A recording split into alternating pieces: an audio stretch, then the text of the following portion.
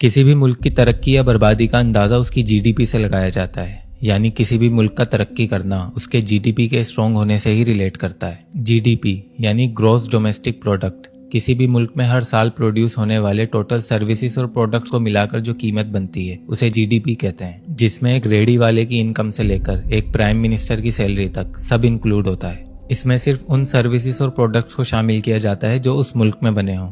इसमें इंपोर्ट्स को शामिल नहीं किया जाता। मिसाल के तौर पर एक शर्ट जो पाकिस्तान में बनती है और अमेरिका में सेल होती है वो हमारी जीडीपी में काउंट होगी, और एक कार जो अमेरिका में बनती है और पाकिस्तान में सेल होती है वो हमारी जीडीपी में काउंट नहीं होगी। पाकिस्तान एक्सपोर्ट के नाम पर बस चावल, आम, फुटबॉल्स और मेनली टेक्सटाइल पर रिलाय करता है, जबकि एक साबुन से लेकर एक बिस्किट तक, एक मोटरसाइकिल से लेकर हवाई जहाज तक, एक बंदूक से लेकर आर्मी टैंक तक, हेलीकॉप्टर से लेकर फाइटर जेट तक, यहाँ तक के education system, judiciary, police, army, rangers और यहाँ तक कि क्रिकेट भी हमारी अपनी इजाद नहीं, ये सब अंग्रेज छोड़कर गए थे। क्या आपको याद है आपने कभी किसी चीज पर मेड इन पाकिस्तान लिखा हुआ देखा हो? मैं आपको पूरा दिन भी दूं तो आप मुझे 10 बड़े प्रोडक्ट नहीं गिनवा पाएंगे। इसीलिए आज हमारी जीडीपी का 93% हिस्सा कर्जे में डूबा हुआ है। और दूसरी तरफ इंडिया आज दुनिया की तीसरी फास्टेस्ट ग्रोइंग इकोनॉमी बन चुका है, जिसके पीछे उनका बस एक फार्मूला है, make in India. Electric car से लेकर स्पेस रॉकेट तक आज उन्होंने हर चीज अपने घर में बना ली है। और रही बात हमारी जीडीपी की,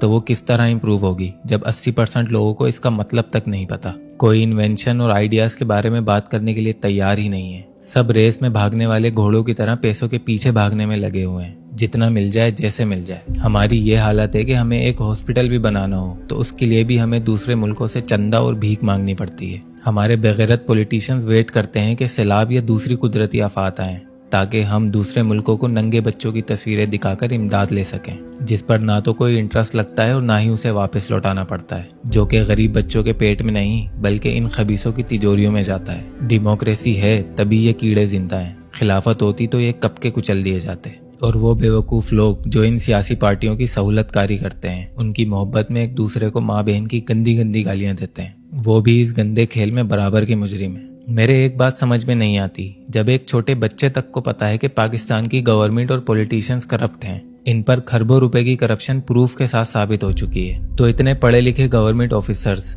पुलिस, आर्मी और रेंजर्स के एहलकारों और बड़े बड़े अफसरों को इस बात का अभी तक नहीं पता, या उन्हें बस अपनी नौकरी और रिटायरमेंट के बाद मिलने वाली पेंशन से ही मतलब है? नहीं, आपको सब पता है, बस आप अपनी आंखों पे हाथ रखे हुए हैं और हुक्म मिलने पर आप मुझे भी मारते हुए लेकर जाने में शर्म महसूस नहीं करेंगे। लेकिन याद रखिएगा, चंद पैसों के लिए जिस गवर्नमेंट के आप मुखलिस बने हुए हैं वो आपकी आखिरत और आपके बच्चों के मुस्तकबिल के लिए सबसे बड़ा खतरा है। और उसी गवर्नमेंट के जुल्म से दम तोड़ते हर बच्चे, बूढ़े, जवान के माशी कत्ल में आप भी बराबर के शरीक हैं। इस चंद साल की जिंदगी में सुकून पाने के लिए आपने फिरौनों का साथ तो दिया हुआ है, लेकिन याद रखिएगा एक दिन मरना जरूर है और अल्लाह की अदालत में जज और वकील खरीदे नहीं जा सकते। आपसे और मुझसे एक दिन पूछा जाएगा कि जब हक तुम्हारे सामने था तो तुम क्यों आंखें बंद करके बैठे रहे।